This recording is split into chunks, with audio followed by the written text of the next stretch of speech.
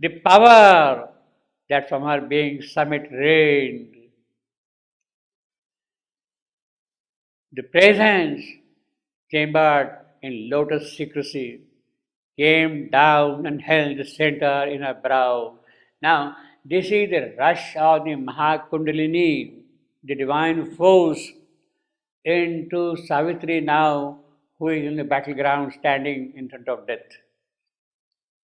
The divine moment has arrived, and the divine Shakti is rushing now into is her instrument, that is Savitri. The power that from her being summit red, the divine Savitri, who is there in the oversoul, in the transcendent, that is Savitri's summit being. The presence chambered in lotus secrecy, it is hidden up there in the lotus secrecy. It is that which came down and held the center in her brow. Here. It is the rush of the Mahakundalini into now various centers of Savitri.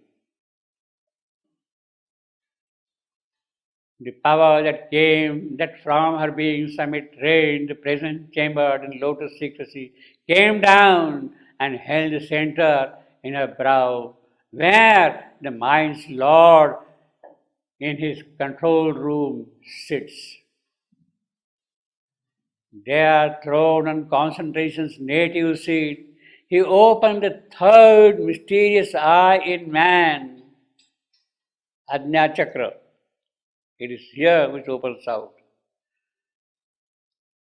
Mysterious eye in man, the unseen's eye that looks at the unseen, the unseen's eye that looks at the unseen. When light, the golden ecstasy fills his brain, and eternal wisdom drives his choice, and eternal will seizes the mortal will. Will. See, this is the chakra of knowledge and will. Knowledge and will. Sankalpa. I want to achieve something, get done something. That is the will. Knowledge and will. And eternal will seizes the mortal's will. That is the characteristic of the brow center with two petals. So, actually, although we have two stars, two eyes, here now has really opened the third eye.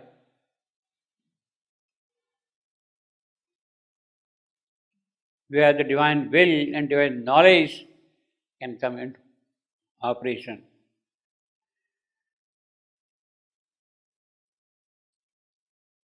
We stirred in the lotus of a throat of song.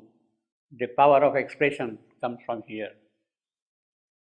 So, and in a speech throbbed the immortal word. The word that becomes effective Brahma.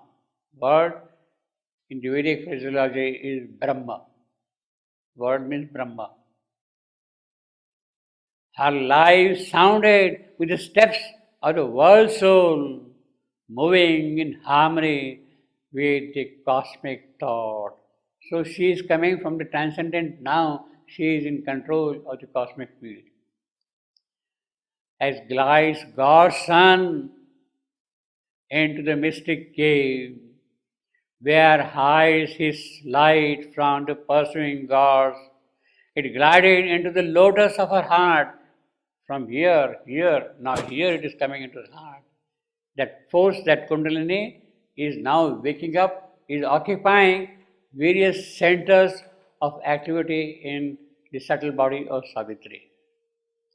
And glides God's Son, and as glides God's Son,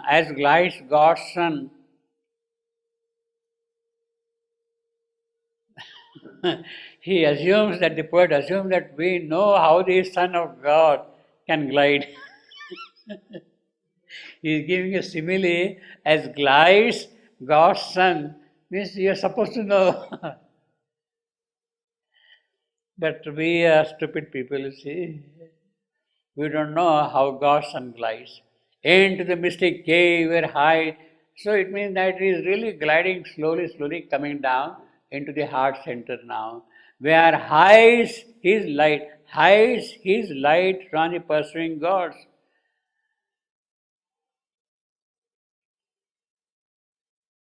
Hide.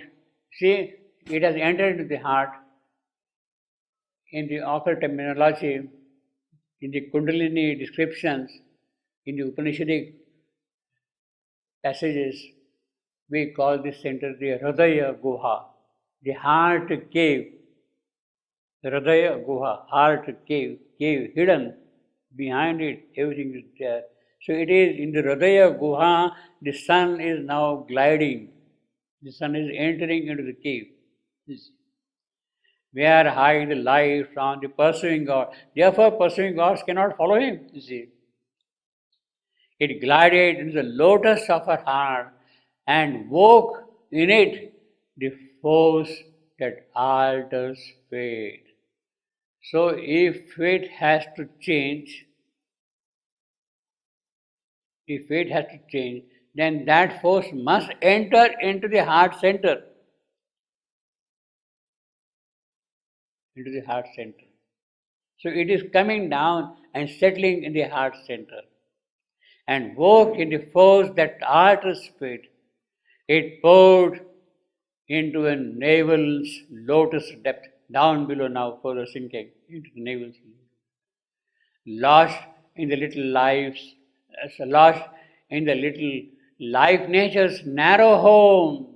On the body's longing grew heaven rapture's power and made desire a pure celestial flame, broke into the cave where coiled world energy sleep. Down below sleeps the world energy. Kundalini, yeah. When the Shakti is descending, you call it also Kundalini? Well, I mean, the Shivanu doesn't call it Kundalini, therefore we call it Mahakundalini. The divine Kundalini. Actually, the Kundalini, the traditional Kundalini rises from below, up, you see. But in the Shivandu Yoga, actually Kundalini is awakening from above. It first descends here, then comes here, comes here, comes here, comes here, like that. And then each center is kind of made active. In Chebandu's Kundalini Yoga, it's like that. It is not from below, it is from above. Yeah. But Savitri is not in her physical body. She's in her subtle body. So how can the chakras be active in her subtle body? Yeah, all these things are present in the subtle body. They only, so after you shed your physical body after death, you still have all your chakras. Chakra, yeah, they are chakras. So like when we die? No. It is in Savitri now, not in Satyavan. No. What I meant is, yeah, exactly. In the subtle body. Of Savitri. So, The subtle physical of Savitri. Satyavan wouldn't have the chakras. Satyavan is dead. Okay, but so after your physical death, the chakras. No, this had nothing to do with Savitri. The matter transformation has come on Savitri. Yes. And the transformation is by the descent of the divine force into various centers of the Savitri who is standing in front of death. Yes, I understand. But I just wanted in general to know that in the subtle body, when you shed your body, when you died, you don't have to. No. If you have died, then there is no question of any force entering at all. No. So this is not for the dead body at all. This is for a body who is living, and in the subtle physical, this is what is happening. Because she is living, her body is there, she is connected to the physical body. That's why it can happen. No, this has nothing to do with Satyavan. No, not the Satyavan, but the Savitri's body is under the tree. Is under the Tree in the forest.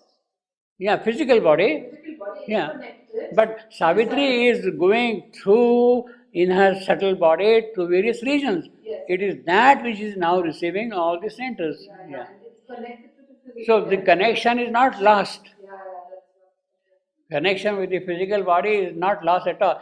The moment the connection is cut off, Savitri is dead. Yeah, and then no more chakra. No. Attention doesn't come. Yeah. Right. Okay, now I'm clear. It poured into a navel's lotus depth, lost in the little nature's narrow home. On the body's longing grew heaven's rapture flower, and made desire a pure. This is the center of desire, of will, the vital power to do things. That desire is desirable at the vital level. It is by that desire it can do things. That desire broke into the cave where coiled word energy sleeps, that is down below, Muladhara, and smote the thousand hooded serpent force. It is there that the serpent is sleeping actually. That blazing, towered and clasped the world self above, joined matter's dumbness to the spirit's hush, and filled earth's acts with the spirit's silent power. So it is descending, coming down, down, down, down through various centers, all the seven centers, into Maladhar, the Kundalini, the sleeping serpent there, it awakes and it rises and they join. Thus changed, she waited for the word to speak. So it is this mighty transformation now which has come upon Savitri. So this transformation, as I was telling you earlier, is not what we normally otherwise call in other language, contexts, is the physical transformation. It is the transformation, it is the receiving of the Kundalini force in the various chakras of Savitri's subtle body for a purpose. It is that transformation which is the mighty transformation here. So we have got therefore all the seven descents into various chakras. The power is entering. See, he wanted Savitri to show to him, the mighty mother is with her. She is now showing what she is really. And therefore the mighty transformation. Therefore that all is gone. What he had posited on is gone. As glides God's son.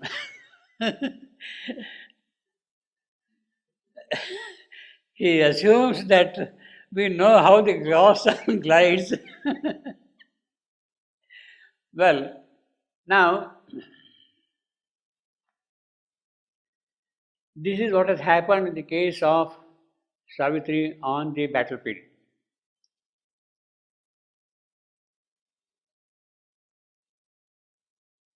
There is a rush of the divine force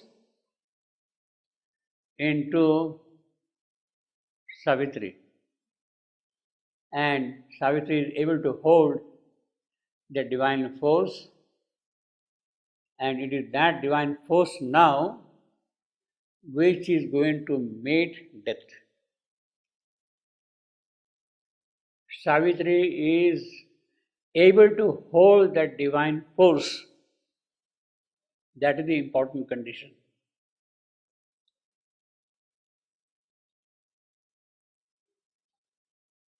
We know that it is the divine force alone who can do it,